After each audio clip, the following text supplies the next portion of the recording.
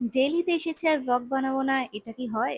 So hey everyone, welcome back to my another mini vlog. So এখন থেকে আমি ভাবলাম যে যদি আমি ডেইলিতে নতুন নতুন জায়গা এক্সপ্লোর করি, সেই ভিডিওগুলো তোমাদের সাথে ছোট ছোট ব্লগের মাধ্যমে শেয়ার করবো। সো আজকের আমাদের ডেস্টিনেশন ছিল সিয়ার পার্ক।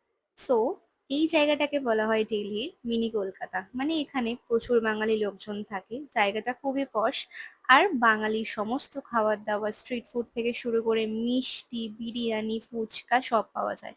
তো প্রথমে এখানে ঢুকেই এক্সপ্লোর করছিলাম সমস্ত জায়গা, তারপরে চলে এলাম কাকার দোকানে। এখানে 50 টাকায় 6টা ফুচকা খেলাম।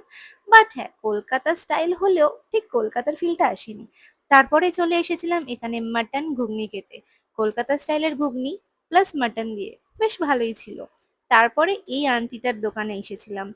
ইনি 30 বছর সার্ভিস করার পরে এখন একটা ছোট্ট স্টল দিয়ে নিজের হ্যান্ডমেড জিনিস বিক্রি করে। তোমরা যদি কখনো সিয়ার পার্কে আসো, তাহলে এই আন্টিটার দোকান কিন্তু একদম ভিজিট করো। আন্টিটার ব্যবহারও খুব ভালো, আন্টিটা দেখতেও সুন্দর, প্লাস জিনিসগুলোও সুন্দর। অ্যাকচুয়ালি এখানে এসেছি প্রায় 1 সপ্তাহ হয়ে গেছে, আর এর মধ্যে আমি অলরেডি কলকাতাকে মিস করা শুরু করে দিয়েছিলাম। তাই আর কি আমি এতটাই এক্সাইটেড ছিলাম এই জায়গাটায়। তো আমি এখানে একটা মজিটো খেয়েছিলাম, যেটা হরিবেল ছিল। তারপরে একটু শিক কাবাব খেলাম আর বাড়ির জন্য বিরিয়ানি নিয়ে আসলাম। সো আমার ব্লগটা আজকে এতটাই ছিল। পরের ব্লগে তোমাদের সঙ্গে বাকিটা শেয়ার করব।